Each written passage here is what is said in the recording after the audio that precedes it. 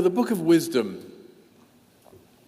it is, in a way, it's a book as Greek as it is Hebrew, with this keen sense of the orderliness of the cosmos.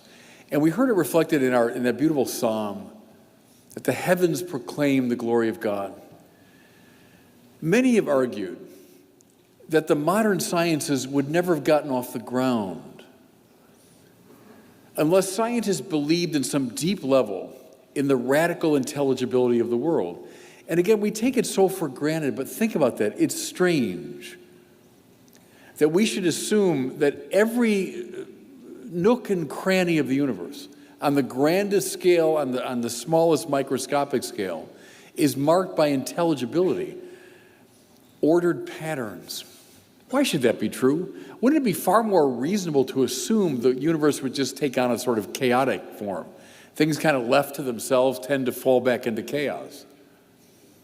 And yet, everywhere we look, there's signs of order, which is why it is supremely ironic that, especially in the minds of a lot of our young people, it's the sciences that disprove religion.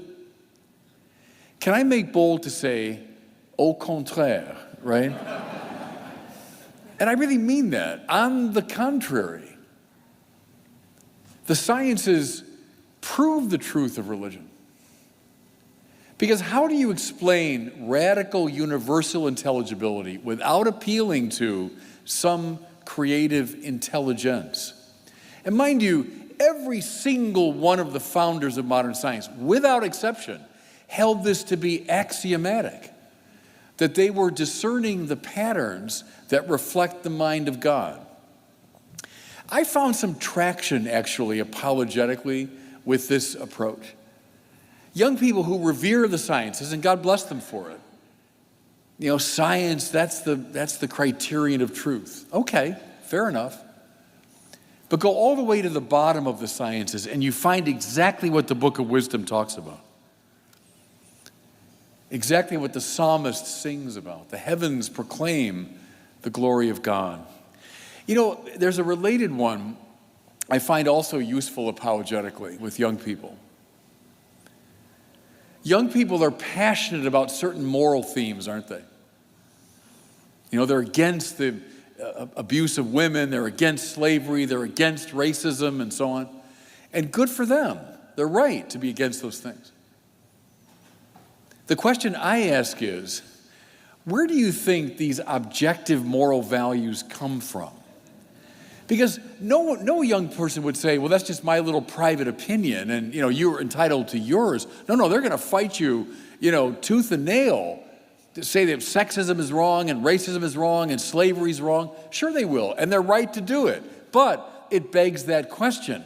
Where do these objective moral values come from? In C.S. Lewis's language, where do the laws of the moral life come from if there's no lawgiver? So can I suggest that the very things that often the skeptics of religion most revere are themselves paths toward authentic religion? And I think the Book of Wisdom hints at that. Okay, how about that? That's called a fake homily on reading number one. Yeah, thank you. Thank you. Now, the Gospel from Luke is so rich and so wonderful. But, the line that even though we've heard it 1,000 times, takes our breath away, and it should, simply this: whoever seeks to preserve his life will lose it, but whoever loses it will save it. I mentioned the sciences and physics. Physics is filled with that kind of anomalous language, isn't it? If you get to the high points in physics, things get sort of topsy-turvy, counterintuitive. So it goes in the spiritual order. It's full of paradoxical claims like this one. Again, whoever seeks to preserve his life will lose it. Well, everybody seeks to preserve his life, right? It's the most fundamental instinct. Behind our other instincts for wealth and power and pleasure, all those things are meant to hang on to and enhance my life, right? So the bottom line of human life is seeking to hang on to what I've got. But the Bible tells this story over and over again, Old Testament and New. The more you try that game, the less successful you'll be. The more you cling to it, the more you're going to lose it. The best example in the New Testament is the prodigal son story, right? Father, give me my share of the inheritance coming to me. In one sentence, he manages to use the word me 3 times, right? Me, mine, give it to me now. Well, this is see all of us in regard to God. Give me that I might hang on to it. What happens, of course, is he fritters it all away very quickly and ends up destitute. Now, here's the spiritual physics. Here's exactly why. Grace only exists in gift form. That's what grace means. Gratia, it's a gift, right?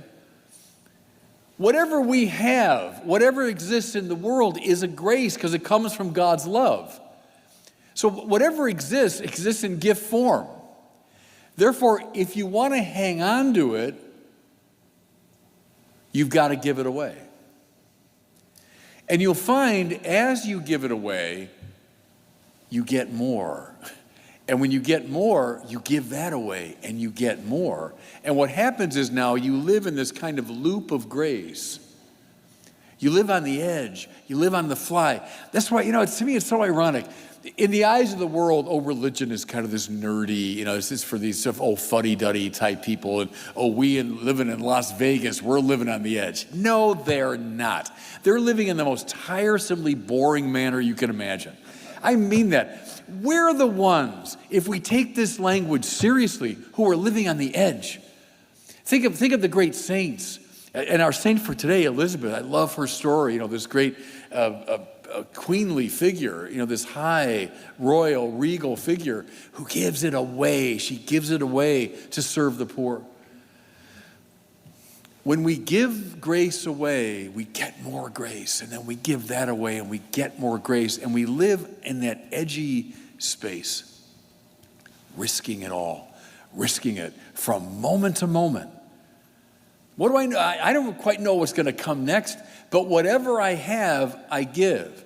If you try to hang on to a gift, what happens? It stops being a gift and you lose it. It's like those little dandelion things, little cottonwood seeds that float around, and if in the summertime, and if you want to grab one of those, or rather you want to get one of those, what shouldn't you do? If you try to grab it, you just push it away, right? Only when you sort of follow it and on its own rhythm and you wait for it to fall into your hand, only then will you get it. Well, grace is a bit like that. If I try to grasp at it, I will ipso facto push it away. So again, this is spiritual physics. Whoever seeks to preserve his life will lose it. Period. Whoever loses it will save it. That means whoever gives it away will keep it, will keep real life. My great mentor, Cardinal George, had that wonderful line. He was so quotable, Cardinal George, The only things that we will have in heaven are those things that we gave away on earth. That was his way of stating this principle. It's good, isn't it? The only things we'll have in heaven are the things that we gave away on earth, because heaven is the place of sheer grace, of sheer love. So the more you get in the habit of giving away what you have, the more you live in the loop of grace, the more you start anticipating life in heaven. That was Elizabeth of Hungary. That's her great lesson. So how about those two things? I don't know, how do we read them together now? If I were planning this homily, say, what I would have done, I would have thought, okay, there's reading 1, reading 2. So I don't really have a good connection. I'll let you think about that. But apologetics and the heavens proclaiming the glory of God. And then, gosh, the glory of God, maybe that's it. What's the glory of God? It is reflected in the heavens. That's true. They're grace too. The planet Saturn, Jupiter, that's grace. What a gift these things are.